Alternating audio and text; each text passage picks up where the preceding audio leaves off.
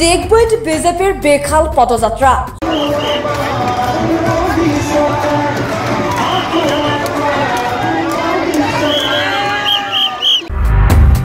সৰ্বানন্দ সোণোৱালৰ উপস্থিতিত কেইবা হাজাৰো সমৰ্থকৰ অংশগ্ৰহণেৰে ডিগবৈত বেখাল পদযাত্ৰা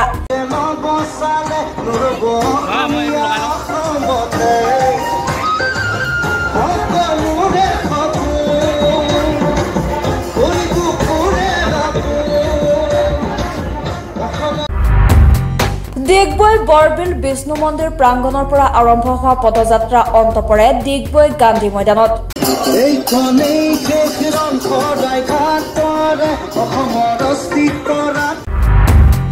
প্ৰায় 5 কিলোমিটাৰ পদযাত্ৰাৰে আকৌ এবাৰ মোদী চৰকাৰ নৰেন্দ্ৰ মোদী জিন্দাবাদ হিমন্ত বিশ্ব শৰ্মা জিন্দাবাদ সৰ্বানন্দ সোণোৱাল জিন্দাবাদ ধ্বনিৰে সমগ্ৰ তৈলনগৰী ডিগবৈ চহৰ মোদীময় কৰি তোলে দলীয় সমৰ্থকে পদযাত্ৰাত সৰ্বানন্দ সোণোৱালক সংগ দিয়ে কেন্দ্ৰীয় মন্ত্ৰী ৰামেশ্বৰ তেলী ডিগবৈৰ বিধায়ক সুৰেন ফুকন ৰাজ্যিক বিজেপিৰ সম্পাদক পুলক চেতিয়া মৰাণ স্বায়ত্তশাসিত পৰিষদৰ অধ্যক্ষ অৰুণ জ্যোতি মৰাণে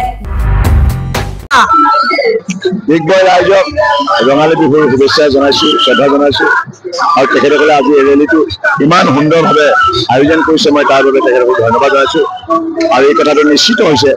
ডিগবৈ সমষ্টিবাসী ৰাইজে এই কথাটো প্ৰমাণ কৰিছে যে উন্নয়নৰ স্বাৰ্থত সদায় তেখেতসকল বিজেপিৰ সৈতে থাকিব কাৰণ এটা ঐতিহাসিক দিন যিহেতু অহা 19 এপ্ৰিল তাৰিখে আমাৰ উজনি অসমত প্ৰথম পৰ্যায়ৰ নিৰ্বাচন হ'ব আৰু এই নিৰ্বাচনত ডিব্ৰুগড় লোকসভা সমষ্টিৰ পৰা ভাৰতীয় জনতা পাৰ্টি আৰু মিত্ৰদলৰ পাৰ্টি সৰ্বানন্দ সোণোৱাল ডাঙৰীয়া প্ৰাৰ্থিত্ব পাইছে আৰু আজি আমাৰ ইয়াত ৰেলী আছে এই ৰেলীত যথেষ্ট সংখ্যক প্ৰায় 8,000 লোকে অংশগ্ৰহণ কৰিছে সকলো জাতি জনগোষ্ঠীয়ে এটা ভৰপূৰ সমষ্টি আৰু সকলো ফালে তেওঁলোকে ওলাই আহিছে আৰু এটাই কথা এইবাৰ ডিগবৈ সমষ্টিৰ পৰা আমি 50তকৈ 60,000 ভোটৰ ব্যৱধানে আমি নিশ্চিতভাৱে জয় কৰাম। ব্যুৰো ৰিপৰ্ট দৈনিক অগ্ৰদূত ডিজিটেল।